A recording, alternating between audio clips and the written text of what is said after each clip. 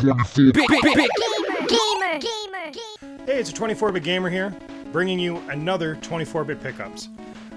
What I had mentioned before, this is going to be basically just raw footage all the way through, no editing, nice and quick, so I can get you a little bit more content a little bit faster than what I've been able to do throughout the past. Also, I have something that I've worked a little bit more on. I've got my top 20 games of all time.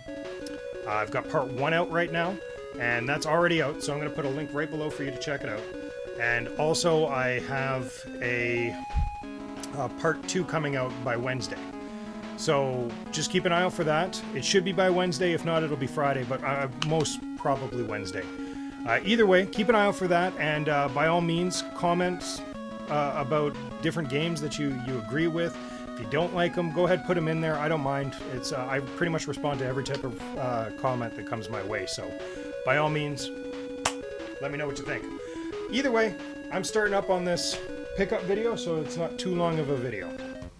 To start, again, with the way that I do it is the lesser pickups to the nicer pickups till I basically go to my pickup of the week, so to speak.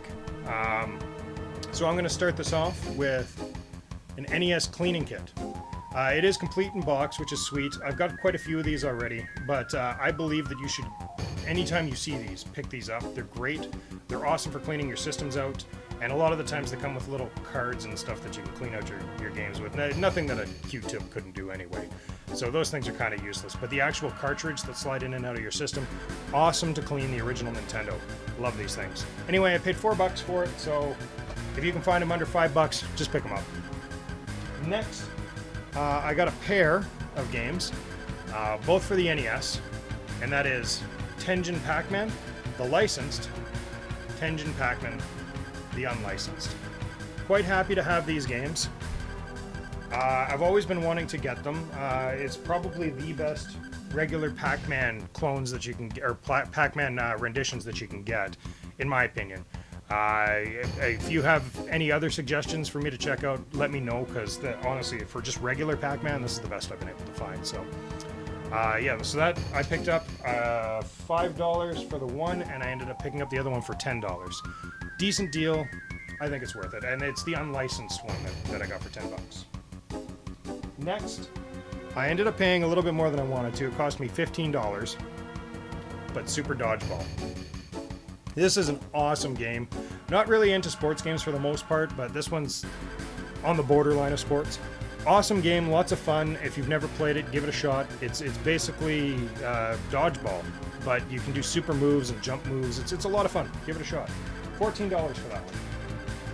Next is a game that I'd only heard of. I've never actually tried it, but I've heard it's really good, and it's very similar to Adventures of Link, so the side-scrolling Zelda, and it is Battle for Olympus, or Battle of Olympus, sorry. I have popped it in since I picked it up, and it is a lot of fun. I definitely like it. I recommend it to anybody that can find it. This one cost me $10, and definitely well worth it, so if you find it, pick it up, but awesome game. Next on my list, I picked this one up a little while ago, but I haven't put it on any of my actual pickup videos yet, and I'm not sure how I missed it, but I did. Quite happy to get it though. It's a Super Nintendo game, ActRaiser. Absolutely love this game. Lots of fun. It's got the different modes on it, where it's kind of like a sim slash side scroller slash RPG kind of. Super cool game. Glad I got it. Don't think I'm going to pick up part 2, but happy I got part 1. Next was something that I picked up off of Ian Beardman from the Thrift Dwellers. And if you haven't checked their channel out, check them out. I'm going to put a little link below for that too. But Ian Beardman actually got me this, and he's going for a complete GameCube collection, and we found a Donkey Konga set in the box.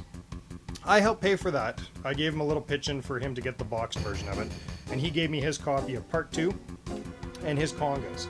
So he's got the box version that he can now throw into his collection, and I've just got the Kongas and the disc for the game for that. Happy to get it anyway.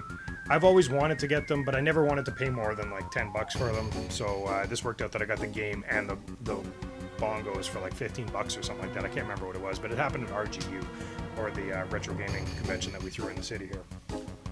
Next, I got off of trade. I can't remember what I traded. Oh, I traded Darkwing Duck, the season 1 and season 2, to Nate from the Thrift Dwellers. And in return, I got Chrono Cross. It's the greatest hits version of it, but I don't have a copy of it. I'll give him that. No problem. I didn't really pay much for the Darkwing Ducks. They were like $8 each or something like that. So that worked out pretty well for me. He gave me that, and he gave me a loose copy of Mario Kart for the DS. Not too worried. I'm not even going to bring that one out. But those are the two things that I got for that. So I'm pretty happy with that. Next is something that I've been looking for a long time, and to get a complete version, I was pretty happy to find. But it's more of an aesthetic just to have it than it is to actually play it. But I'm happy I got it now, and that's Sega CDs, or Sega CD 32X, you have to have all of them for it, Night Trap. This game is terrible, but it is a cult classic, and I think I paid $20 for it, so I'm fine with that. That doesn't bother me. Either way, happy to get that one. Next, I got... Hold on, here we go. Next was another NES game. One that I've been kind of tearing both sides on, whether I was going to get it or not.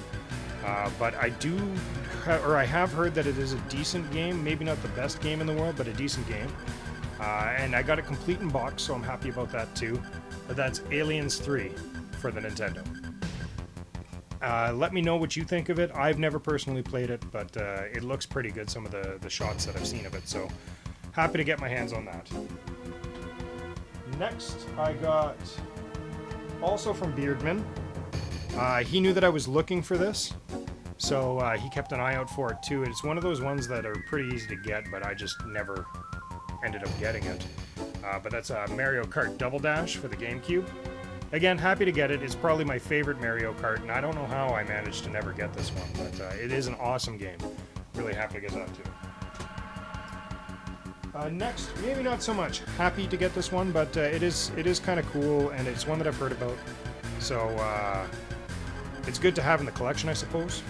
But that is Scud for the Sega Saturn. All I know about it is that it's a decent side-scrolling game with some sort of 3D elements to it. I'm not too sure, but I paid $15 for this. Not bad. I think that's a good deal. And finally, this is my pickup of the week. And I'm going to cheat a little bit here and do 2 pickups for the pickup of the week. And it's just too hard to decide which one I think is better for me or not. But because one, I am on a raging collecting spree for it, and the other one is just, it's one of my favorite games. So those games are a complete in box Legend of Zelda, the first one. So that completes the NES now. I've got all the Zelda NES games complete in box, which is only 2, but I've still got them. Really happy to get that. And finally, I got Metal Gear Solid on NES complete in box. Both of these I have been just frantically looking for, and I came across both of them within 2 days of each other.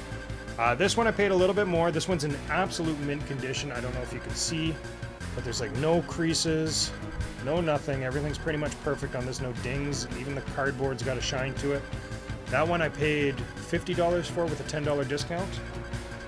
And this one, which isn't as in quite of good condition, I don't know if you can see that, but it's got some wear and tear on the corners. But for the most part, whoever had this before me didn't really rip anything on it. It's in decent condition.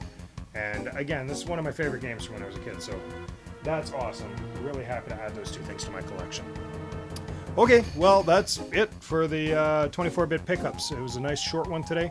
I hope you enjoyed it, and keep an eye out for my video next week of the top 20, 10 through 1, and me and Commander Fluff Fluff are going to say goodbye. So say goodbye, Commander.